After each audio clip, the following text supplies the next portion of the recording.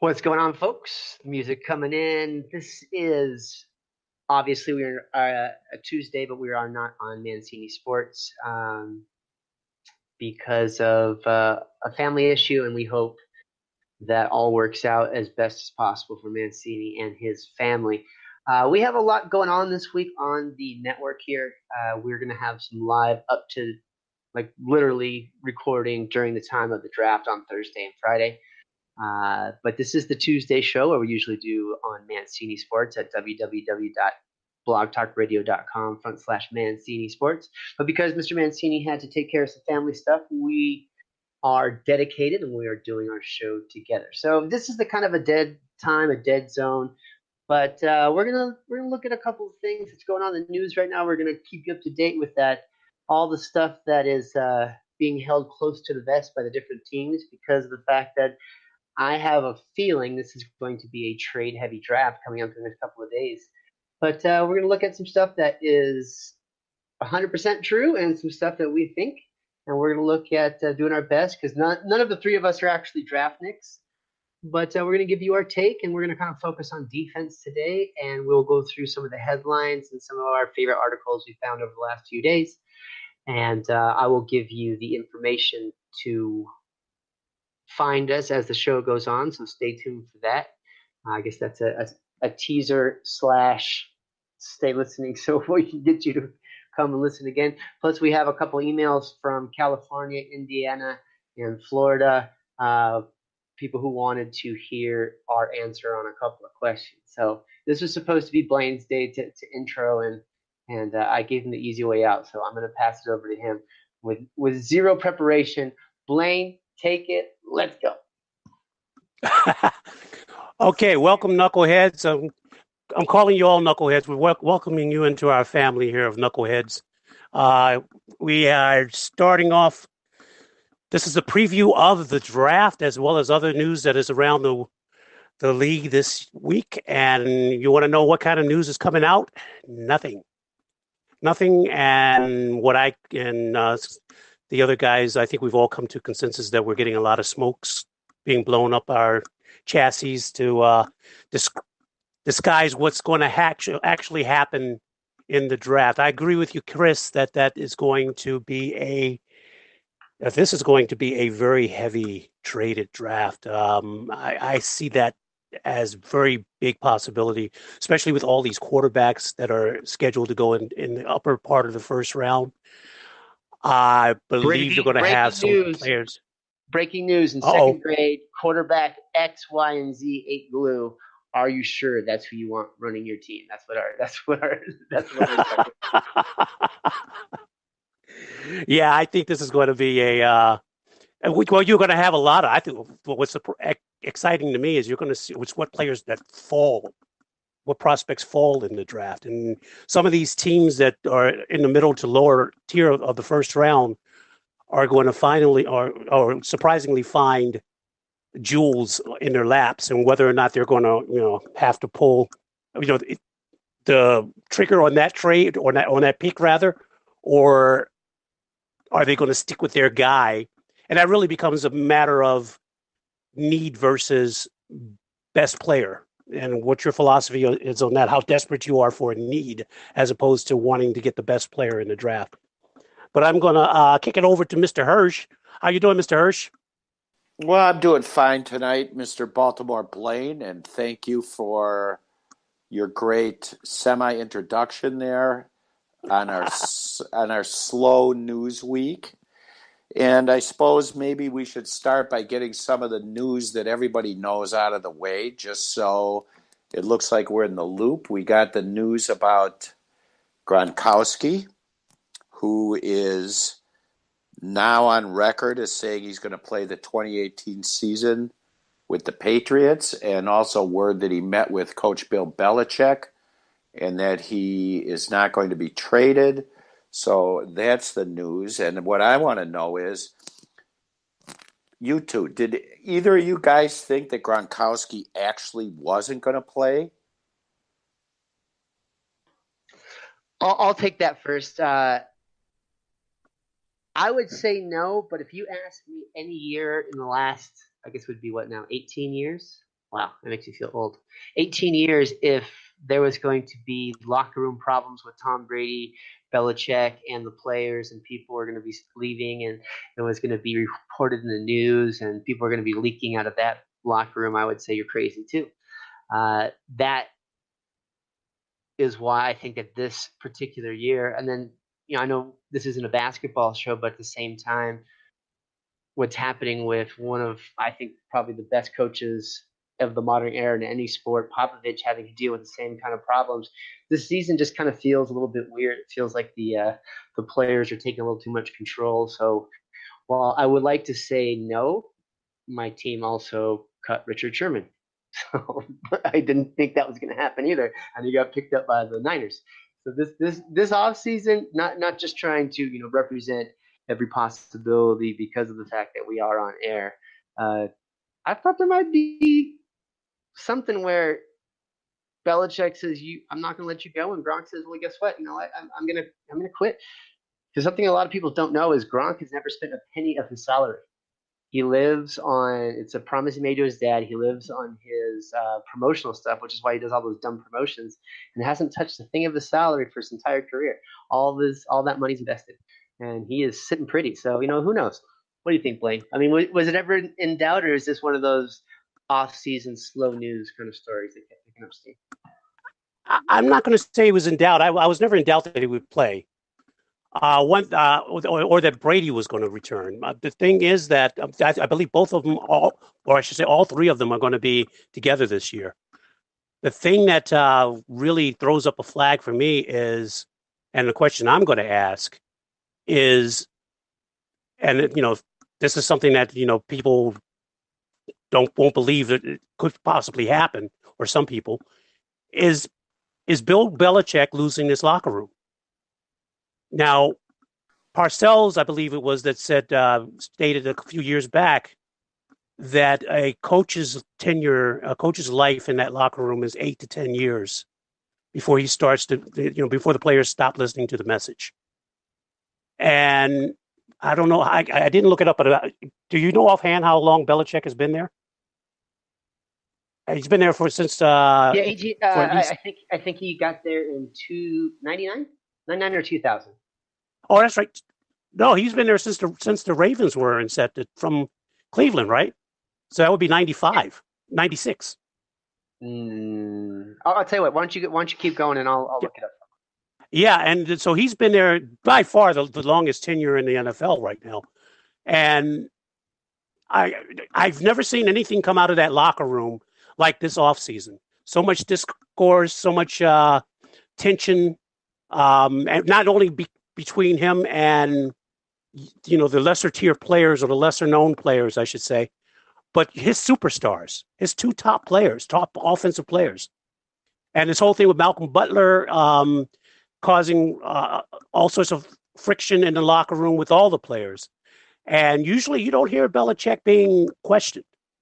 You don't hear this stuff coming out, but now it's coming out full blown. And is it because it's a slow time in the NFL? Maybe to some degree, but I'm feeling that there is something really wrong in that locker room. And I wouldn't be surprised, and I said this on an earlier show a few months back, that it wouldn't surprise me if Belichick ends up not being there after this season or the next season, in the next two seasons that he's gone. Why don't you take that, Mr. Hirsch? By the way, Belichick got there in 2000, so I was right. Scored one for the gift. Oh, it was 2000? Just after Parcells. Okay. I think it's a combination of things. I first of all, the unpopular decision to sit down Malcolm Butler during the Super Bowl, and then the fact that they lost the Super Bowl, I think it's got to be throwing Belichick's credibility with his players into question.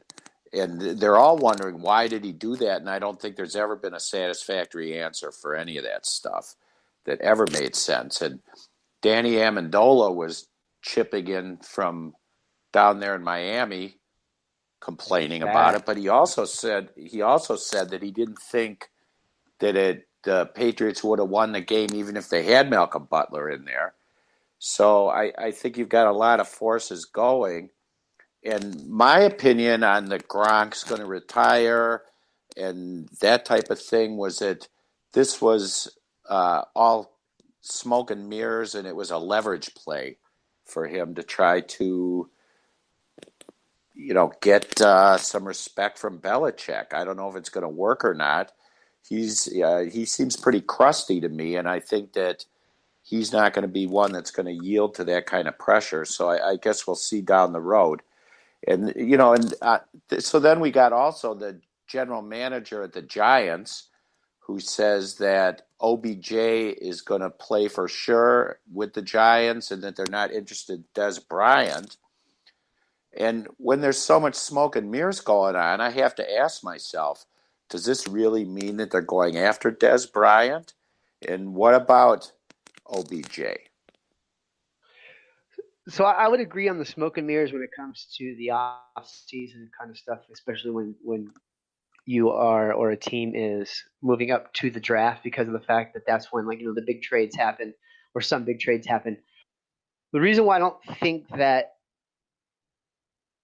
Dez is smoke and mirrors is because those of you who listen to the coaches show, we talked about the fact that someone who's in that organization reached out and said, I'm not going to get into specifics. Not to me, excuse me, to a reporter on NFL.com. I'm not going to get into specifics, but trust me, they're not going to get Dez. And that has seemed to kind of play out. And there's really no benefit to having smoke and mirrors with someone who is cut, who's a complete free agent. Like, he's just floating out there. Now, the smoke and mirrors as far as bringing in rookies or faking trades of someone who's under contract, I think you're 100% right, Mr. Hirsch. Like, that is something that does come up, and people do that kind of thing where I think there's a few teams that bring in players for workouts that they pick, a couple of them, and then their biggest, first round or second round picks that kind of shock people, they never even bring in for a talk. They don't even talk to them. They just know and try to throw people off the scent. So there is some of that gamesmanship going on. Baltimore Blaine will tell you that Ozzy is one of the best at that. And it's interesting how that works out. This case, though, just feels like everything feels different. It feels weird. And I think like what you're talking about as far as losing the locker room is a truth. And this is something that we talked about. We missed you on Friday. So let me ask this question again to the group that's here. And then Blaine, I know you answered it, but you have a chance to kind of rethink your answer. Is it a symptom of Belichick and some of the other coaches losing control, or is it a symptom of just the modern day athlete? And we talked about, like, even in my team, who has always backed people who want to be outspoken, when the outspokenness wasn't winning as they used to and becoming problematic.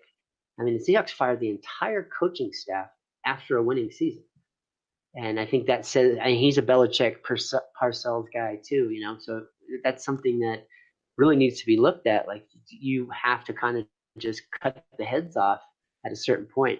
I do not get the Malcolm Butler thing. So maybe why don't you, so I don't take up all the time, Baltimore Blaine, and then we'll go back to Mr. Hirsch. Why don't we talk about, is this a symptom of the modern day athlete, or is this a symptom of the fact that they've just been coaching too long, been living too long in the same building? Blaine? Check your mic, Mr. Hirsch. I was going to you, Blaine. Oh, you're going to me? Oh, I'm sorry. Okay, I think you're right about you have a point there about the modern athlete. That always comes into play. I think you have a more selfish group, but you can say that make that argument about each generation that comes in. They're higher paid. They're superior athletes to the previous generation in most categories. They're more business savvy to some degree because they're forced to be. I think, though, Mr. Hirsch made a good point. It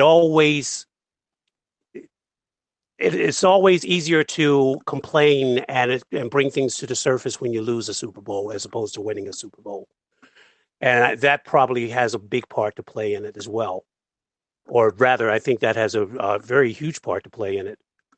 If you're happy and you're on top, you're not going to, rock the boat so much as if you're down and you're licking your wounds. Now, this whole Malcolm Butler thing is maybe he wouldn't have made a difference. Maybe he would have. But the fact is that he's a popular player in the locker room, apparently. And the loyalty that the other players feel to this guy, and to see that he didn't get an explanation or no clear explanation was given as to why he was not utilized to the full potential, it just looks bad. It looks bad, when your coach is not coming forth and saying, this is why I did it, and being forthright, then you start questioning, well, when is it my time to get screwed over? So that's Mark, do you have anything on that? Well, I'm sort of looking at this as the writing on the wall for the end of an era for the Patriots. Amendola's down in Miami, and he was a good player. Gronk is playing games with retiring or not, and even if he's not this year, that's coming soon. How long can Brady continue? They got rid of Garoppolo. I don't understand that at all, because I thought they were grooming him to take over for Brady, and he's taken over all right, but it's over at the 49ers now. And, so the whole thing with the Patriots, I think they have come over the curve and they're on the way down now. And unless something happens. I'm sorry, Mark. Go ahead. No, you go ahead, Blaine. No, I didn't mean to interrupt, but you just made a point there that I wanted to emphasize. Remember during the off-season last year when we were getting ready to play this past season, we had some guests on from the Patriots, and we were talking about Brady was talking about playing until he's 45, and my point is he's since walked back now. Now he's talking about I don't know if I'm going to play this year. So it seems that. And it's easy to get caught up in. This is going on for 18 years now, this dynasty. And for people to really think that it's going to come to an end, everything comes to an end. This is cyclical. This, especially this league. It's a copycat league. Everything's cyclical. This parity is like, premier parity. So, yes, it's going to come to an end. And I think you're right, Mark, that this is what we're seeing. We're seeing the end of this dynasty. Whether it happens suddenly off the cliff, or whether it happens as a wade into the water sort of thing, this is going to be somebody's going to replace them. Probably not to the pinnacle that they've risen to, but somebody else is going to be the flavor of the year next year, or the next 10 years or what have you. But I'm sorry, Mark, go ahead. I interrupted you. I shouldn't have done that. I'm sorry. No, and it's funny that we got such a slow news week that we got time to dig into some of this stuff that, this Gronk, Belichick, Brady thing has been going on forever. And the common denominator here is that Coach Belichick threw the trainer out. What's his name? Guerrero? Guerrero, yeah. Yeah, Guerrero. And, that's got to rub somebody the wrong way. I mean, is that really the place of the coach to come in and say, you do the bench presses the way I want you to do them instead of some way that you think is helping you more? And that's kind of what it's like, is Belichick is trying to run everything, and I get that. But, when players are not happy, it's a lot harder to forge a team together, and especially with quarterback Tom Brady in his sunset years, and Amendola's gone. Gronk is talking about retiring. I mean, what are they going to do? I mean, somebody is going to rise up and take them out, and I don't know who that's going to be. Maybe it's going to be the Jaguars. They've been looking pretty good, and they're a young team that's on the rise. Or the Baltimore Ravens. Well, I'm not so sure about the Ravens being on the rise or not. But that's what I look at. I don't look at a snapshot of how what it's like today. I like to look at a trajectory of where a team is going. And with all due respect, Baltimore Blaine, I think the Ravens are flatlining, and I think that the Patriots are on the way down, and I think teams like the Jaguars and maybe the Texans, when they get their quarterback back in action, are on the upswing. So that's what I'm looking for always. Go ahead. Well, you know how this league works, Mr. Hirsch. Your flat line until your flat line can be very short-lived. Yeah, but the only thing that's shorter-lived than a possible flat line would be the success. I think while we're talking about the downturn, and I'll give it back to you, Mr. Hirsch. I apologize. Something I want to mention or ask you guys to mention is just how unbelievably remarkable the last 18 years have been for the Patriots. Yeah, they're coming down. We can talk about that now, but no one does that. In an era when no one repeats ever. Well, they've had a tremendous run. There's no doubt about that, and you can't take that away from them. But as I said, look at the last season. This was not the Patriot team that you expected them to be. They should have been cutting through those other teams like a lawnmower, and sometimes it seemed like they were struggling. Eventually, they ended up first in their extremely weak division and into the playoffs with a bye and all the rest of that stuff. But it just didn't feel to me like the old juggernaut that they've had going in the past. So no. It looks to me like they're on the way down. And as far as flatline's not lasting long, Baltimore Blaine, one can always hope in your case. And I can't blame you for that. So, what about... Can I say something, Mark? Sure. The flat lines last very short period of time, and so does the success. How long did that Super Bowl success last for the Ravens after 2012? So I'm going to be fair about it. Well, until they ran into the Patriots. I mean, who were coming back surging again. But we'll see. We'll see. And there's always question marks. Now, how long? It wasn't that long ago. It was like 8 years ago. The Giants won the Super Bowl, wasn't it? 2010, or was it 2012 or something? And look at the Giants now. No, 2012 was the Ravens. So the Giants were, they were like 2010, 2011, something like that. Yeah. Look at the Giants now, and what I'm doing is I'm bringing us back to this Odell Beckham thing. I mean, is there any word that anything definite is happening there? And that's the difference. Yeah, that's the difference. Yeah. It's a different thing than a cut player or someone else because the Giants hold all the cards. That could still happen on draft day. That's something that they could hold to the vest, whereas the Dez thing is just, if they wanted to, you just sign him. I think what Dez is going to find is his decline in skill and his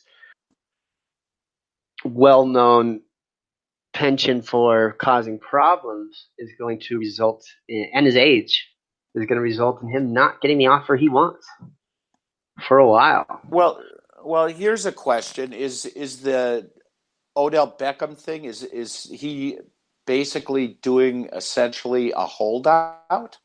No, that to be clear, he is not. He showed up for not only is he going to show up for the workouts, but he's showing up for the what I'm looking for. It starts with the O, the optional workouts. So he's been a complete 100% team player.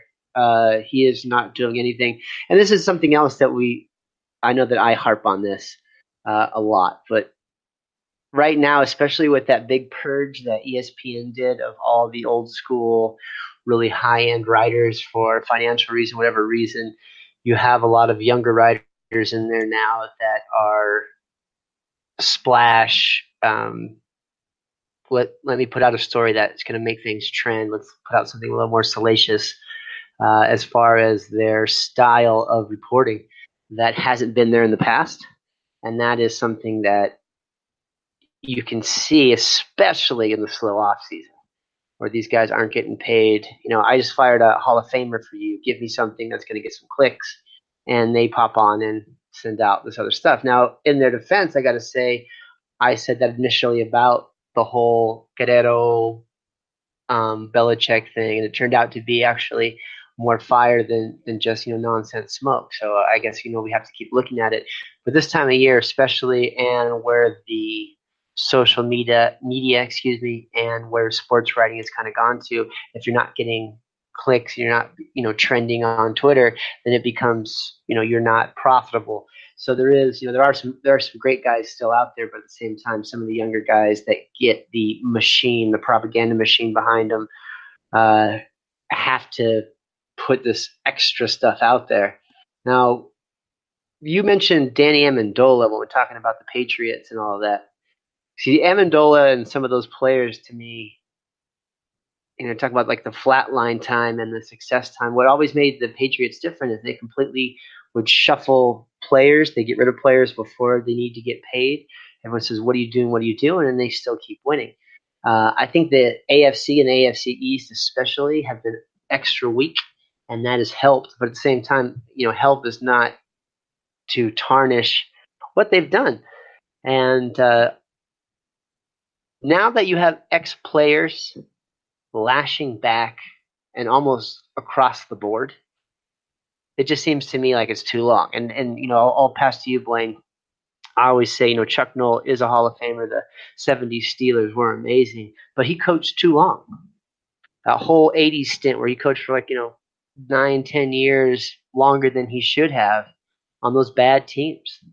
He lost what was relevant. He couldn't keep winning, but he kept coaching. Tom Landry's another one. Just too long. Sometimes, just let it go. And Robert Kraft has always said in interviews, I know exactly when Bill Belichick is going to retire.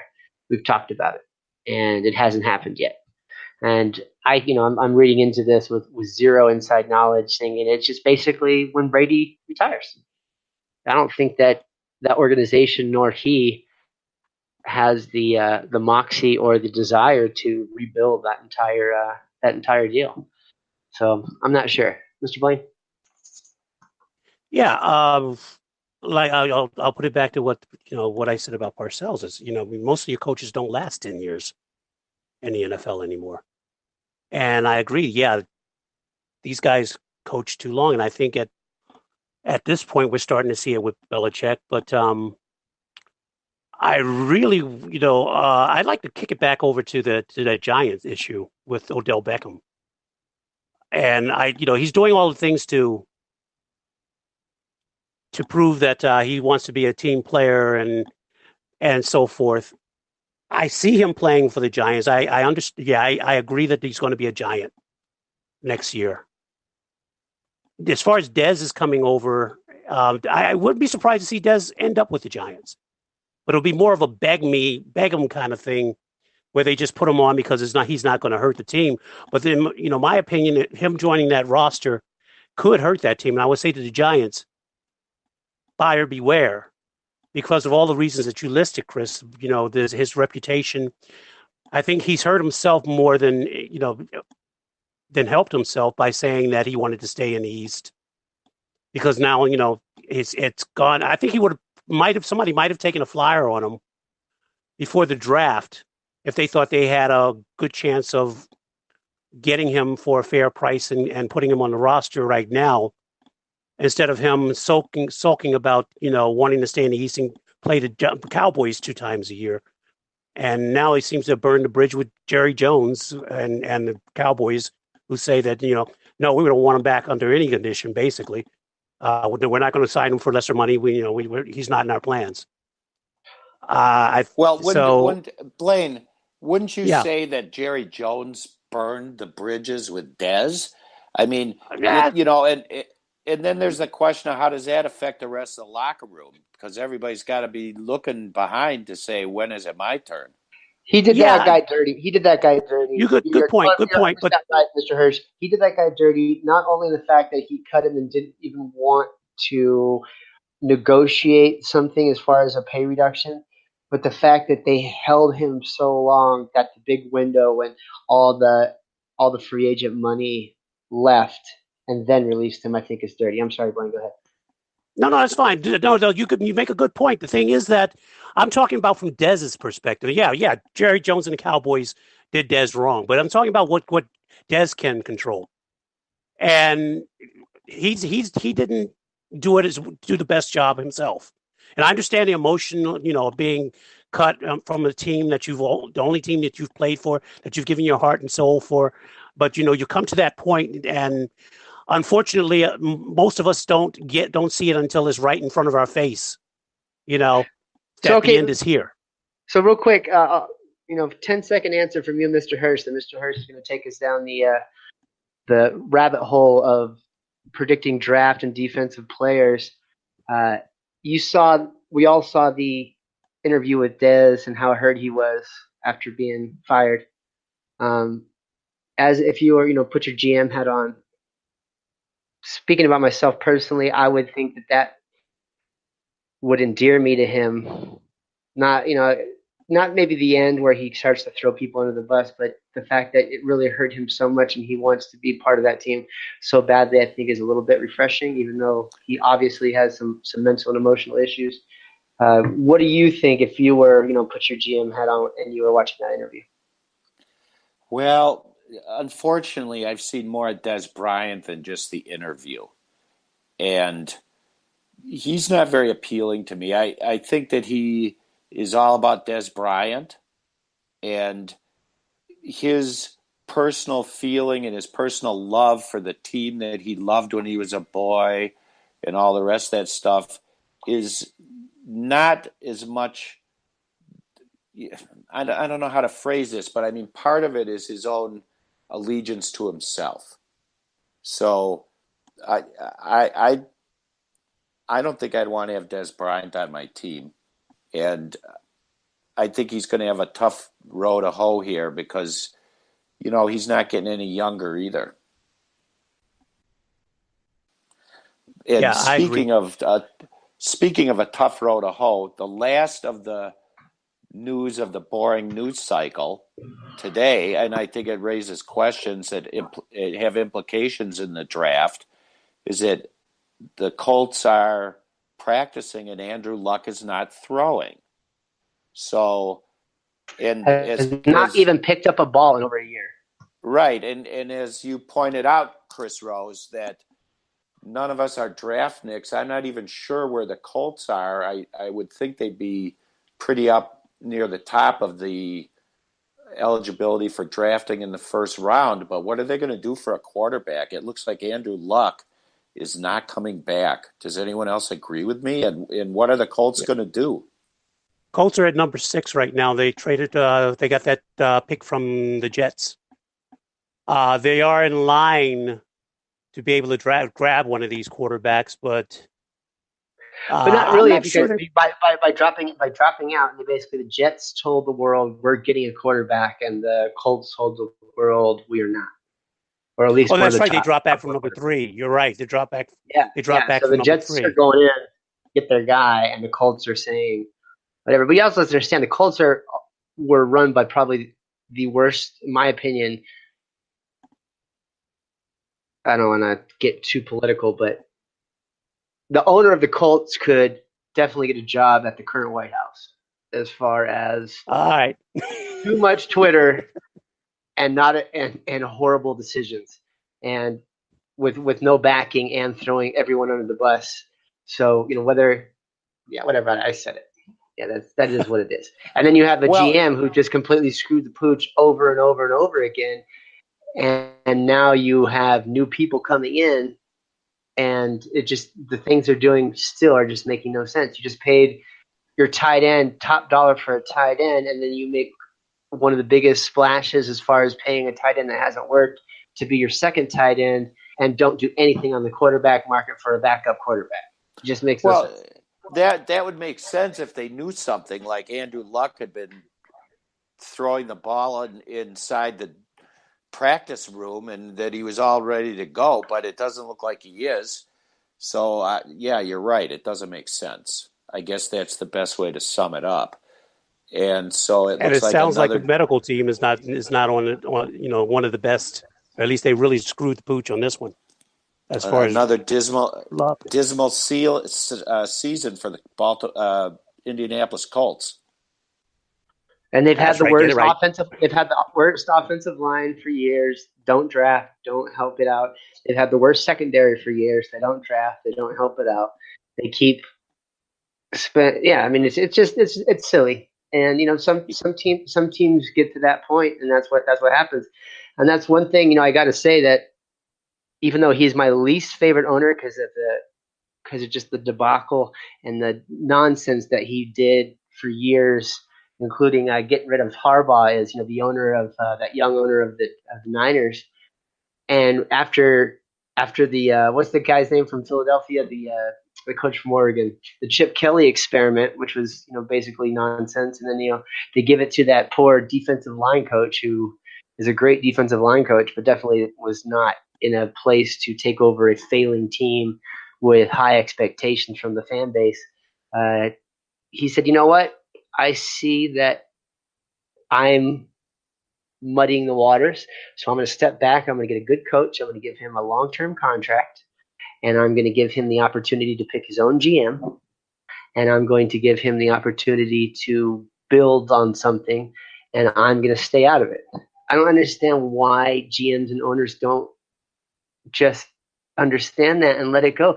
Every single successful team has the same formula when it comes to coaching, and in that aspect is you give them space and you let the coaches and the GMs work together. When you do it from the other way, like some type of corporate ideologue, like this is the vision of the team I want to have, it just always goes bad. It always goes bad, and that happens a lot in the draft. So now the fact that draft is on Thursday, we've had we're trying to build Mr. Hurst into a draft Nick. He's going to be our new resident draft Nick. No, I'm just kidding. But he has done the most research. Right. He has done the most research on this. So we were talking off air on the sporting, and I'm too old to learn new tricks. I don't know if you noticed, but I almost said Baltimore Colts, and I got you. I guess I was. Wow. I messed up San Diego Chargers. You're doing Baltimore Colts. Wow. I guess I was thinking that maybe the Colts need another Johnny Unitas or something. But anyway, speaking of the draft. Well, just a minute, Mr. Hirsch. Can I ask you two guys, and maybe you don't have an answer on this, maybe you do have an idea. What do you think the Colts are going to do at number 6? Do you think they drop back and grab some more picks to build up? Do you think they pick in that position? Or do you think maybe that with Luck not picking up a ball at this point, maybe they do want to just have changed their mind and decide to go after one of these quarterbacks? Blaine, it wouldn't surprise me if they went after a quarterback after dropping back, because that is so lame. They could have had one at number 3 and then they drop back. Maybe they're going to go after a running back like Saquon Barkley out of Penn State or something like that. But who knows with those? Nothing they've done has made much sense ever since they picked up Andrew Luck. And that looked like a great get, but now look at it now. So who knows? Yeah, Andrew's injuries are not his fault. How they have dealt with him are the Colts' fault. And I think that what the Browns did over the last couple of years, obviously it hasn't, the play hasn't worked out. We haven't been able to see exactly what those picks are going to generate, but the fact that we have the option of having so many first and second round picks, I have no idea of what they're going to do, to answer your question, Blaine. But I think that if you want my advice as to what they would do, because asking, Chris, I'm blocking them right now. I'm blowing them off. Be honest with yourselves and build some draft capital. I think that trading down is exactly what would possibly be the right move. We've talked on here about that kid from Oklahoma State. We've talked on here about that kid from small school. I might be wrong there. That's definitely not Roseline. I forget the name of the school, but it's a smaller school. It's kind of like a Fordham from New York, where they have a 1A team, but they're smaller. There are those kind of players out there that they can build on. Just be honest about it. And I think the fact that you had a regime and that GM who was going down and the head coach, that they knew they had to win or lose their jobs. And that's something that people don't talk about. That's something that job security gives you, is the ability to build. When you have an owner saying, but we'll give it another year before your year starts, then you have to, it just handcuffs everything you do as far as personnel decisions. So I think that's why, unless the culture has changed in Indianapolis, the new year needs to turn it around in 2 to 3 years, or they know they're out too, which is not how you build forget the Patriots. That's not how you build anything, a Chargers, anything. That's just not that. It's not the recipe for success. And the fact that owners keep putting that on people as what you need to do to succeed is ridiculous. So I'll get off my soapbox now. I could see this is going to be another year of Chris is high on the Chargers already. But so I'm going to remain skeptical. But what caught my interest coming into this week, since there's nothing else to look at, was the quality of the defensive players in the draft. And I think that gets overlooked. I mean, look at who we're talking about today. We're talking about Gronkowski. We're talking about great point. Brady. We're talking about OBJ. We're talking about Des Bryant. We're talking about Andrew Luck. And, they say that defenses win championships. And I could tell you from watching my Packers, who could use a better defense, that it's really disheartening when you see your offense putting up points and points and points, and the defense is letting the other team do the same. So let's take a look at some of the draft defensive players, and let's start out with a guy that's ranked number 1 out of all non-quarterback players on the draft boards at some of the sites around, and that's Bradley Chubb, who's a defensive end out of North Carolina State. Now, Chris, I think you had some information on him. To me, he kind of resonates with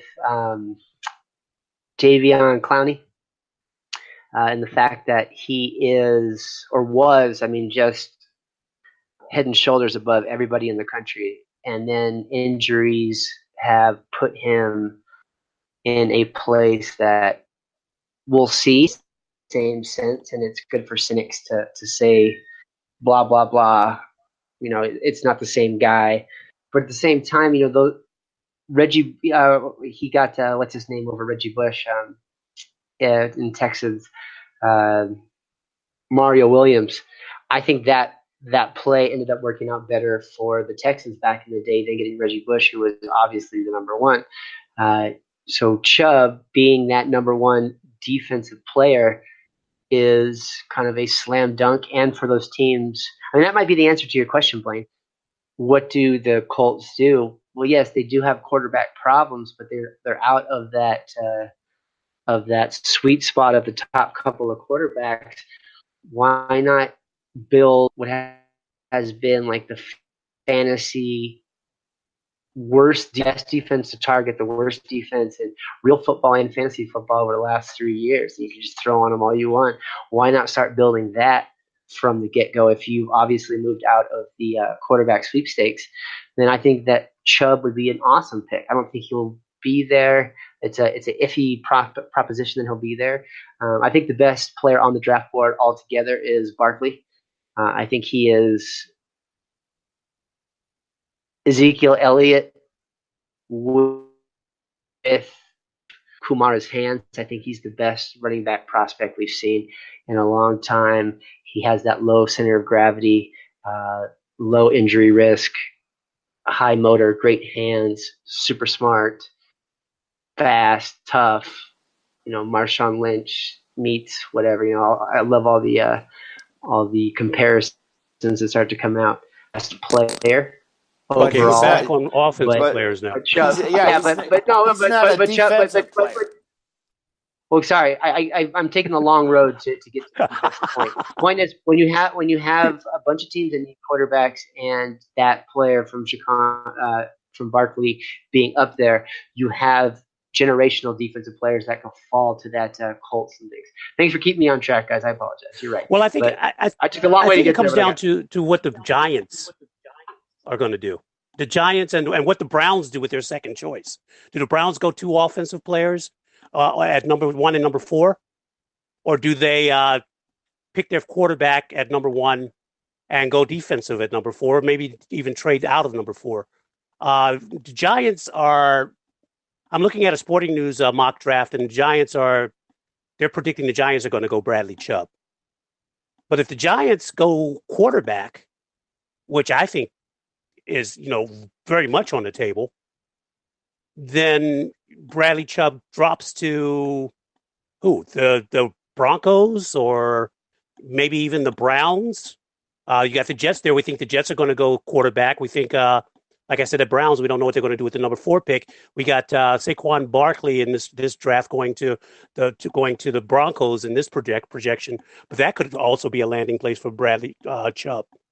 And then we have the Colts, who, like you said, Chris, could be their pick at that position. So definitely the top player, defensive player on the board, but it really depends on what the Giants, in my opinion, what the Giants decide to do. Well, the Giants, Blaine, have always favored a strong defense, and I think they were known for that for a long time. So it wouldn't surprise me if they started trying to rebuild there. Yeah. Notwithstanding the fact that they badly need a quarterback, I think. But yeah, and there's actually a lot of food on the table for defensive guys. You got Tremaine Edmonds, an outside linebacker out of Virginia Tech, and he's still young, but he's got a lot of upside potential. He'd be somebody that you might want to build off of. And Denzel Ward, a cornerback out of Ohio State.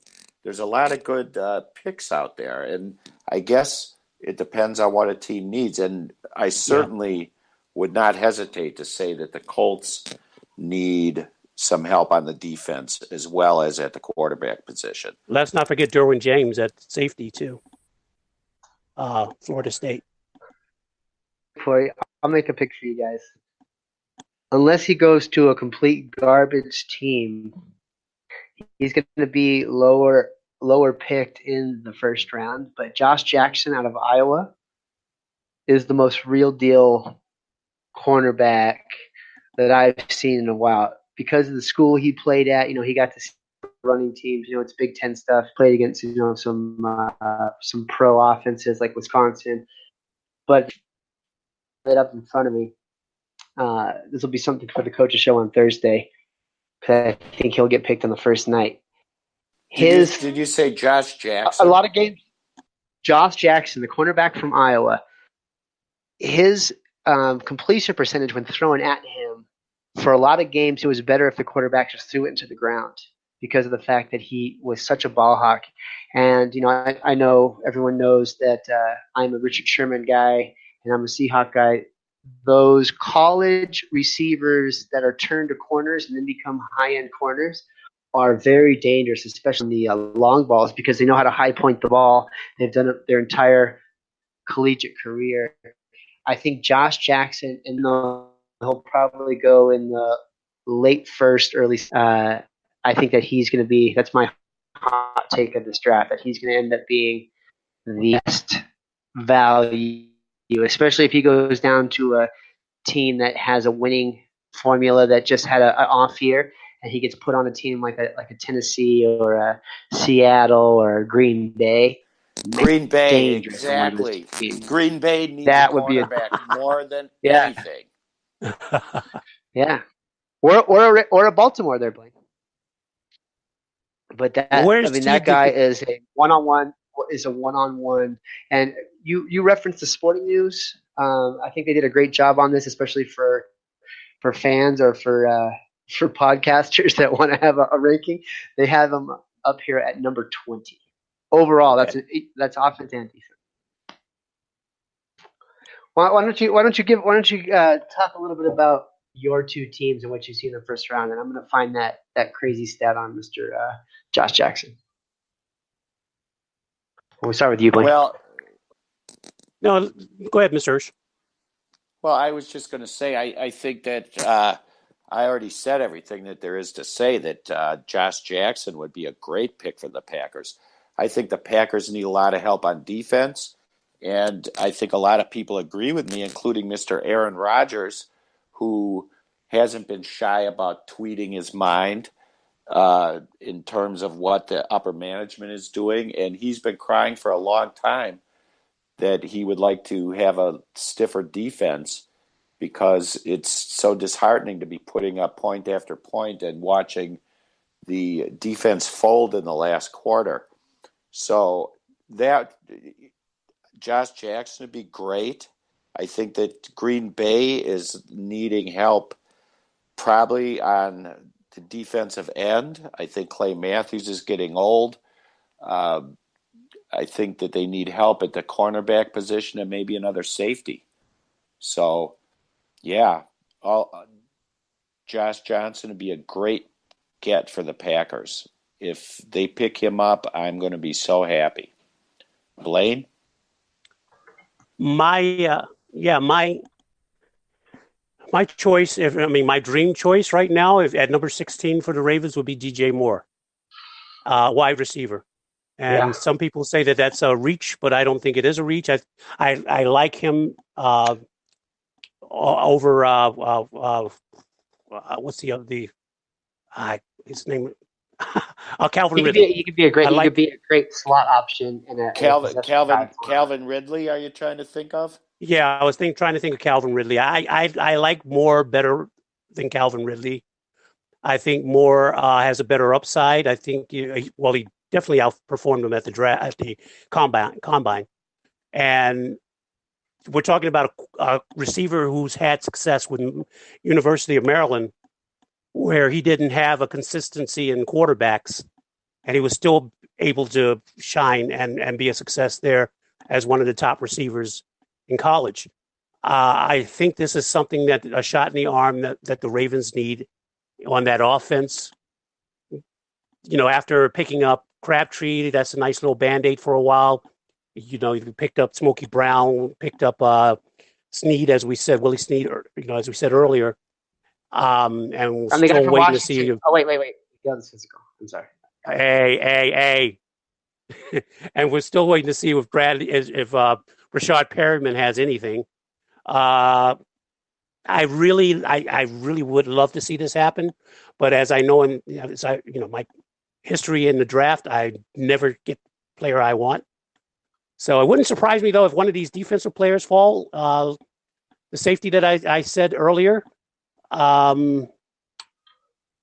if he's there, like I mentioned earlier, all these quarterbacks at the top of the draft, coming to the top of the draft, these players are going to start falling. If Derwin James falls down to the Ravens, how can you say not pick him? I just think that I would love to see the Ravens go for a need right now, and that's a very big need for me, is that wide receiver, that young wide receiver that you can that'll grow with the franchise, that you can groom, that'll be there for a while, and really contribute to that offense, that you can build that the rest of that receiving core around. So yeah, that's all right. What about you, Chris? Yeah, so I'm like a little kid like that wants the what is it? You'll shoot your eye out. I don't want to. I want the BB gun for Christmas. I'm looking at these stats here. These things are absolutely unbelievable, and the Packers better not get him. That would just. I don't need another. If he goes somewhere, please go to the AFC or go to my team. So the first year as a starter on the outside, after being transferred over, he was a receiver, and then he went to talking about Josh Jackson, still from Iowa. He was a slot corner, did okay a little bit the year before. So last year as a starter, once again, they play 10, 11 real games. 8 interceptions, 17 pass breakups, 15 defensive stops, and a passer rating of 31.3 yards on 89 throws. He does not allow more than 20 yards after a catch in any game. Some games less than 10, almost all games less than 10, actually. Only two more than 10 for the entire season. And he is 59.1% below the NCAA average as far as passer rating when a throw is targeted his way. 8 picks. That's almost a pick a game. That's when people knew he was coming. That is a bad man. Left corner. I mean, this is a Richard Sherman. This is a Patrick Peterson type guy. See, I would rather have him than most of any of the guys that are going to get picked above him in the top 10. And I think that Mr. Hirsch might agree with me. But if you are listening to this, it's because you found us, and we want to send out our prayers and best thoughts to Mr. Mancini and his family, who are dealing with a severe health issue. Hopefully, he's listening to us in the hospital. We'll be back next Tuesday. As far as the Pigskin Preview goes, we have the Friday Mess Around, which will be here on the network you're listening to now. And then we have our new show, which is the Coaches Show, which we let two coaches kind of go at it this week. Shane will be out, so we have our good friend and arena football coach John Downing is going to go head-to-head with our good friend and coach Christopher Taylor. And we're going to talk a little bit about the draft. Will be on while the draft is going on. And then Friday, you'll have the three of us, the old school crew, with someone that we have wanted to have on the show for a long, long time, Mr. Luis Estrada.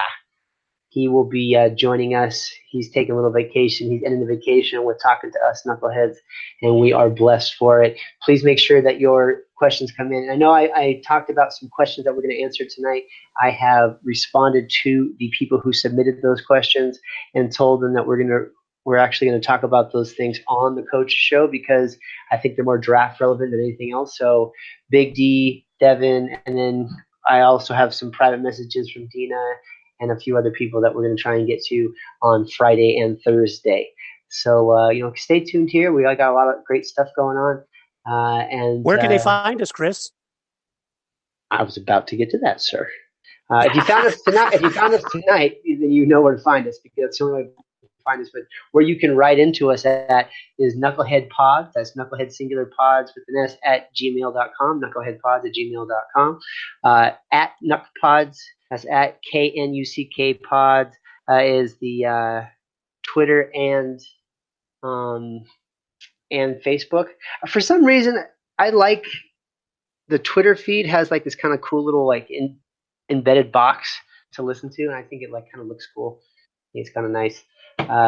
So for some reason, I like that, and the fact that we have started to grow a bit on Twitter, and we put out a bunch of stuff during the week as far as articles.